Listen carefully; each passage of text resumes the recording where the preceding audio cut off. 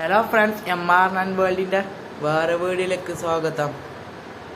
നിങ്ങൾക്കറിയാമോ ഇന്ന് ഗോവ ഈസ്റ്റ് ബംഗാൾ മത്സരം?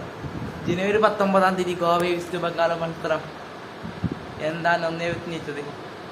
പിന്നെ 2022 ജനുവരി 19 ഗോവ ഈസ്റ്റ് ബംഗാളിനെ കളിച്ചത്.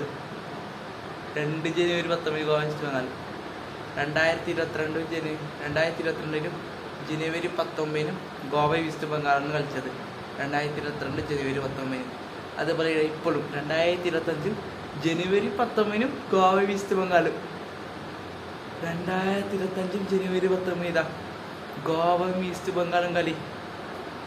ഏത് ഇറക്കിയതറിയാം? 2 ഡേറ്റ് ജനുവരി 19 കിട്ടിയത്.